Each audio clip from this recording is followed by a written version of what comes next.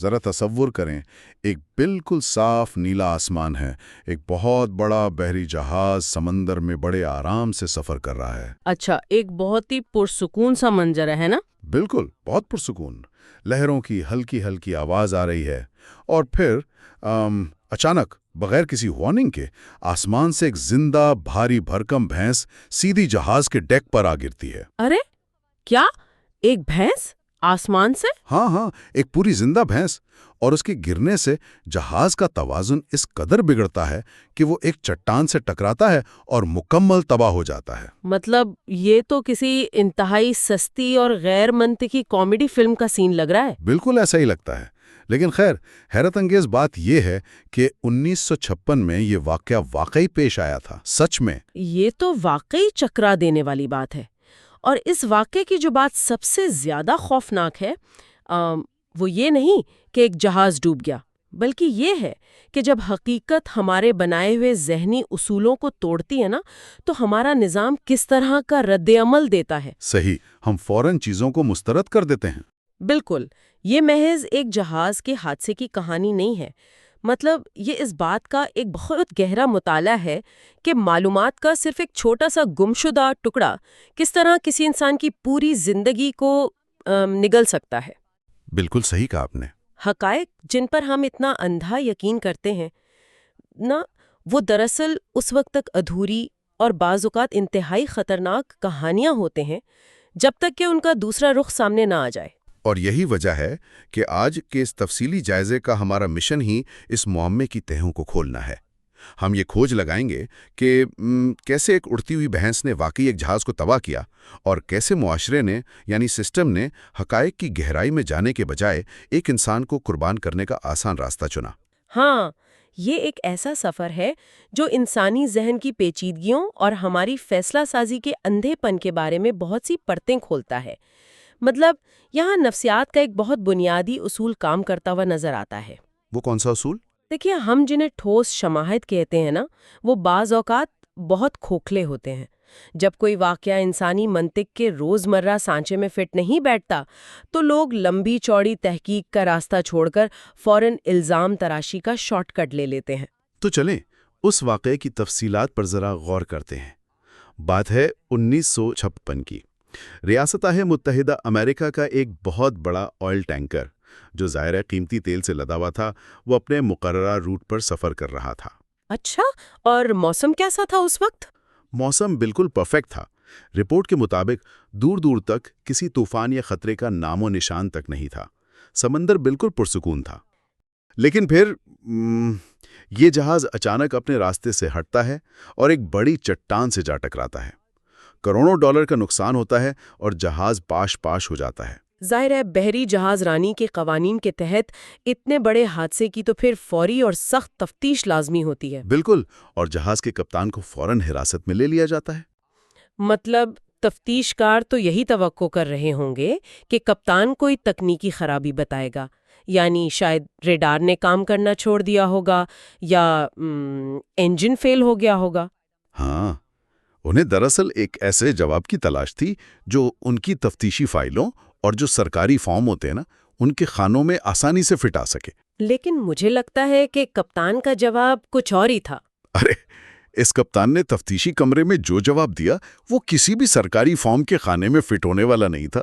اچھا، اس نے کیا کہا؟ کپتان کا بیان کچھ یوں تھا کہ وہ جہاز کے ڈیک پر موجود تھا، موسم بالکل صاف اور نیلا تھا، اور اچانک آسمان سے ایک بہت بڑی آبشار کی طرح پانی گرا، اور اس پانی کے ریلے کے ساتھ ایک موٹی تازی بھینس آسمان سے سیدھی جہاز پر آ گئی۔ کیا ایک موٹی تازی بھینس تفتیش کاروں کے سامنے؟ ہاں، اس نے باقاعدہ یہی کہا۔ اس نے کہا کہ اس دیوہیکل جانور کے گرنے کی وجہ سے جہاز کا توازن مکمل طور پر بگڑ گیا اور وہ بے قابو ہو کر چٹان سے جا ٹکرایا۔ اوہ خدایا، ذرا اس تفتیشی کمرے کے منظر کا تصور کریں۔ سامنے ایک کپتان بیٹھا ہے جس کا شاندار کیریئر تباہ ہو چکا ہے، اور وہ انتہائی سنجیدگی سے آسمان سے بھینس گرنے کا دعویٰ کر رہا ہے۔ بالکل، وہ کوئی مذاق نہیں کر رہا تھا، وہ بالکل سیریس تھا۔ اور یہاں انسانی دماغ کا ایک انتہائی دلچسپ رویہ سامنے آتا ہے جسے ہم کوگنیٹو ڈسوننس یا علمی تضاد کہتے ہیں۔ ذرا اس کو آسان الفاظ میں سمجھیں گے؟ ہاں بالکل، مطلب تفتیش کاروں کے دماغ اس بات کو پروسیس کرنے کی صلاحیت ہی نہیں رکھتے تھے۔ ان کی جو سیدھی سادی موضوعی دنیا تھی نا، اس میں آسمان سے بھینسیں نہیں گرتیں۔ ظاہر ہے کسی کی دنیا میں نہیں گرتی۔ تو ان کے دماغ نے اس ناممکن حقیقت کو تسلیم کرنے کے بجائے اس حقیقت کو بیان کرنے والے شخص کو ہی پاگل اور جھوٹا قرار دینا زیادہ آسان اور محفوظ سمجھا۔ اور نتیجہ وہی نکلا جس کی توقع کی جا سکتی تھی۔ آئل کمپنی، پولیس اور انشورنس ایجنسیوں نے اسے فوراً ایک احمقانہ اور گھٹیا بہانہ قرار دے کے مسترد کر دیا۔ اسے باقاعدہ مجرم ٹھہرا دیا گیا۔ یہ تو بہت زیادتی ہے۔ اور حد تو یہ ہے کہ جب ماہرین نفسیات نے اس کا معائنہ کیا نا، تو انہوں نے بھی اپنے علم کی روشنی میں اسے کلینکل طور پر پاگل ڈکلیئر کر دیا۔ اس شخص کو ایک پاگل خانے میں قید کر دیا گیا۔ اور یہ قید کوئی معمولی قید نہیں تھی۔ وہ انسان 25 سال تک اس پاگل خانے کی اندھیری کوٹری میں پڑا رہا۔ 25 سال! 25 سال ایک بہت بڑا عرصہ ہوتا ہے۔ اصل میں اداروں کے پاس یہ صلاحیت ہی نہیں ہوتی کہ وہ غیر معمولی یا عام فہم سے بالاتر چیزوں کو ہضم کر سکیں۔ ان کا پورا سٹرکچر، ان کے قوانین، سب معمول کے واقعات سے نمٹنے کے لیے بنائے جاتے ہیں۔ ہاں، وہ آؤٹ آف دا باکس نہیں سوچ سکتے۔ بالکل۔ جب کوئی چیز ان کی سمجھ سے باہر ہو جائے نا، تو وہ اس کی تہہ تک جانے کے بجائے اسے سسٹم سے کاٹ کر پھینک دیتے ہیں۔ اس کپتان کو پاگل قرار دینا دراصل اس نظام کی اپنی فکری حدود اور ناکامیوں پر پردہ ڈالنے کا ایک طریقہ تھا۔ اس ساری صورتحال کو دیکھ کر نا مجھے دور حاضر کی جو ویڈیو گیمز ہوتی ہیں ان کی ایک تمثیل ذہن میں ابھرتی ہے۔ اچھا، وہ کیسے؟ دیکھیں، ویڈیو گیمز میں بعض اوقات ایک گلچ آ جاتا ہے، یعنی کوئی ایسا واقعہ ہوتا ہے جو گیم کی کوڈنگ یا پروگرامنگ کے بالکل خلاف ہو۔ کوئی کردار ہوا میں اڑنے لگ جائے یا دیواریں غائب ہو جائیں۔ ہاں، میں سمجھ رہی ہوں۔ پھر گیم کا سسٹم الجھ جاتا ہے نا؟ بالکل، گیم کا سسٹم اس وقت الجھ جاتا ہے کیونکہ اسے نہیں معلوم کہ اس کے ساتھ کیا کرنا ہے۔ یہ چیز اس کے بنائے گئے اصولوں کے خلاف ہوتی ہے۔ تو کیا ہماری حقیقی دنیا کا نظام بھی بالکل ایسے ہی کام نہیں کرتا؟ بہت زبردست مثال دی ہے۔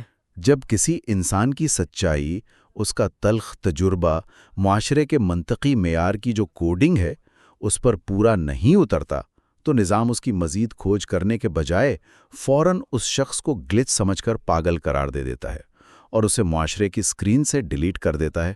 یہ مثال حالات کی بالکل درست عکاسی کر رہی ہے۔ نظام اپنے اصولوں کو بچانے کے لیے اس انفرادی گلچ کو ہٹا دیتا ہے۔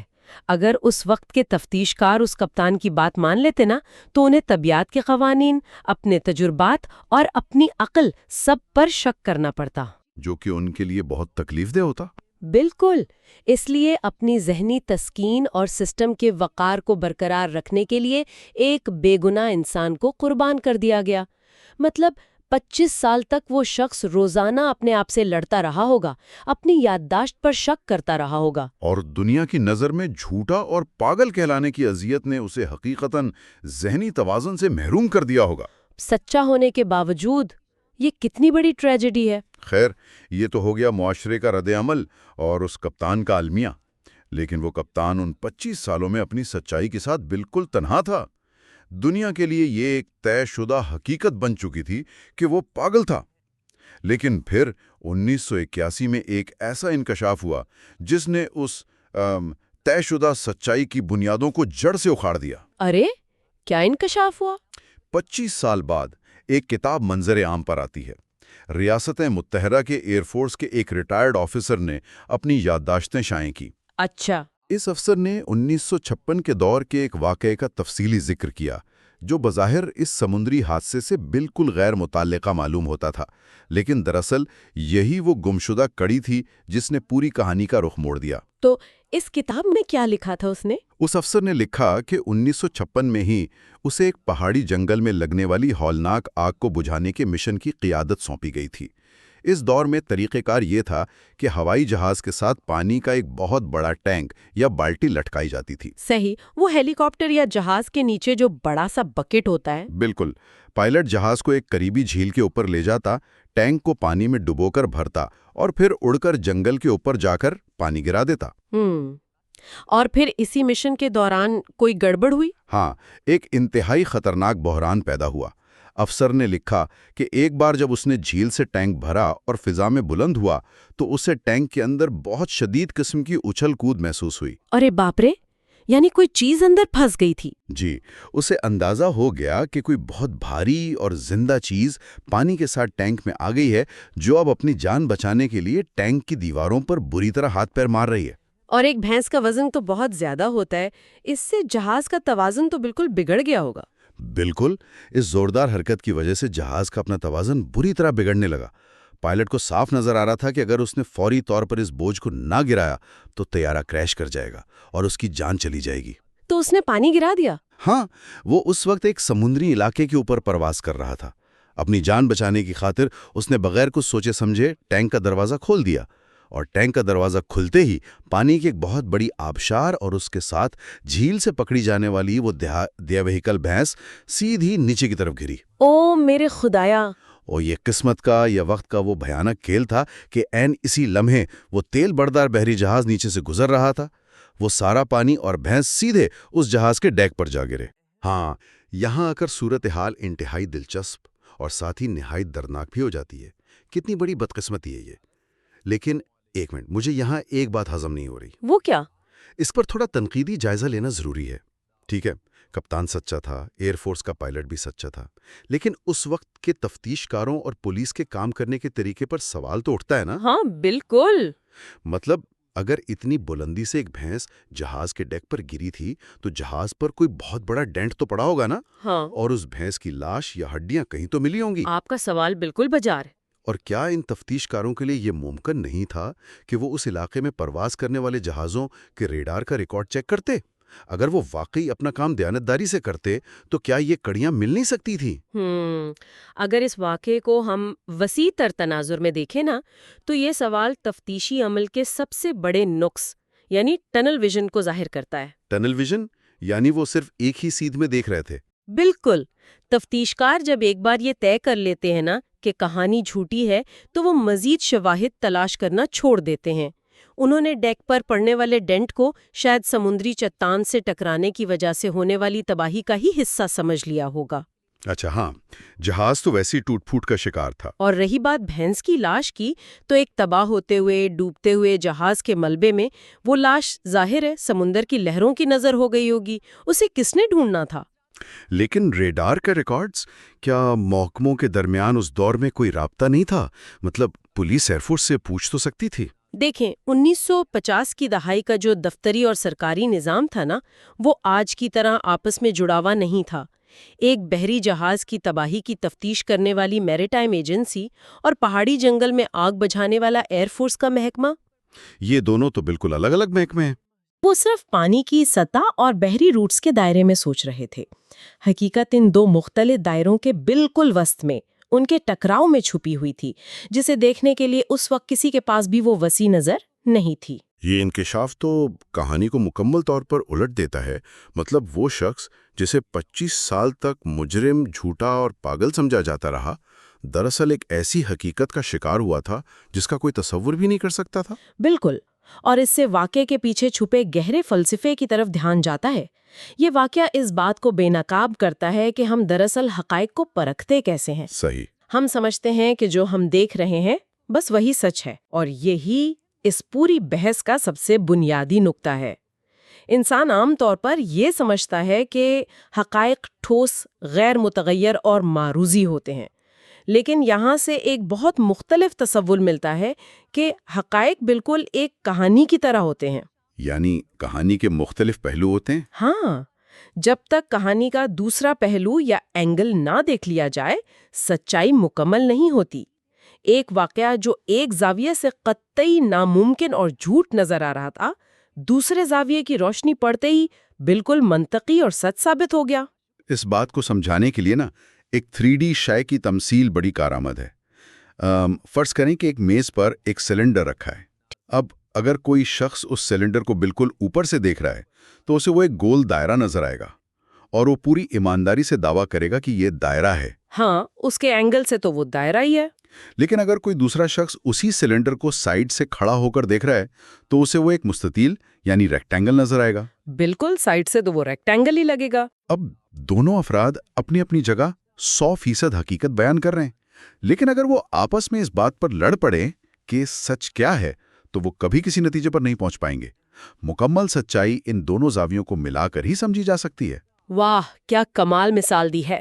اس سے ایک انتہائی اہم سوال جنم لیتا ہے کہ ہماری زندگیوں میں، نظام انصاف میں اور معاشرتی رویوں میں کتنی بار صرف دائرے یا صرف مستطیل کو دیکھ کر حتمی فیصلہ صادر کر دیا جاتا ہے۔ بہت بار ایسا ہوتا ہے، ہم پوری تصویر دیکھتے ہی نہیں۔ اور جب تک تصویر کا دوسرا رخ سامنے نہ آئے، کوئی بھی فیصلہ کرنا کتنا تباہ کن ہو سکتا ہے، یہ اس کپتان کے انجام سے بالکل واضح ہے۔ یہ محض ایک غلط فہمی کا کیس نہیں تھا، یہ اس بات کا ثبوت ہے کہ جو ہمارا کنسنسس ریالٹی کا کانسیپٹ ہے، یعنی اتفاق رائے سے مانی جانے والی حقیقت، وہ کتنی کمزور ہوتی ہے۔ بالکل، جب بہت سارے لوگ کسی ایک بات کو سچ مان لیتے ہیں تو وہ اسے حتمی سچائی کا درجہ دے دیتے ہیں۔ اور پھر اگر کوئی شخص اس اتفاق رائے کے خلاف بات کرے نا تو اسے پاگل قرار دے دیا جاتا ہے۔ یہ ایک بہت ہی خوفناک احساس ہے کہ جس چیز کو ہم معروضی سچائی سمجھتے ہیں وہ بعض اوقات صرف اداروں کا اپنا ایک آرام دہ بیانیہ ہوتا ہے۔ اور سب سے تکلیف دہ بات یہ ہے کہ اس بیانیے کو برقرار رکھنے کی قیمت اکثر کسی بے گناہ کو چکانی پڑتی ہے۔ جیسے اس کپتان کو چکانی پڑی۔ ہاں، اس کپتان نے اپنی زندگی کی قیمتی ترین 25 سال ایک اندھیری کوٹری میں گزار دیے۔ جب حقیقت سامنے آئی اور اسے سچا ثابت کیا گیا، تب تک وہ ذہنی اور جذباتی طور پر ختم ہو چکا تھا۔ بالکل، سچائی نے اس کا نام تو کلیئر کر دیا، لیکن وہ جو چھینے گئے 25 سال تھے وہ کوئی نظام اسے واپس نہیں کر سکتا تھا۔ اس المناک کہانی سے واقعی ایک بہت گہرا سبق ملتا ہے۔ یہ بتاتی ہے کہ سنے بغیر اور واقعی کی مکمل حرکیات سمجھے بغیر کبھی کوئی حتمی فیصلہ نہیں کرنا چاہیے۔ چیزیں اکثر ویسی نہیں ہوتی جیسی وہ پہلی نظر میں اپنے محدود زاویے سے دکھائی دیتی ہیں۔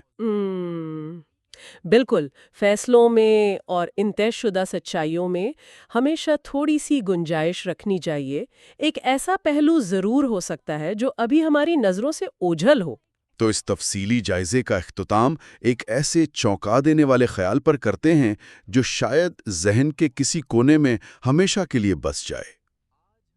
یہ واقعہ سوچنے پر مجبور کرتا ہے کہ اگر آسمان سے بھینس گرنے جیسی انتہائی ناممکن، بظاہر بیہودہ اور قوانین طبیعت کے خلاف لگنے والی بات بھی 100% سچ ہو سکتی ہے، تو آج کے اس جدید دور میں ارد گرد ایسے کتنے ہی پاگل یا غلط سمجھے جانے والے لوگ ہوں گے جو دراصل ایک ایسی سچائی کا سامنا کر رہے ہیں جسے سمجھنے کے لیے ابھی تک دنیا کو دوسرا اینگل ہی نہیں مل سکا۔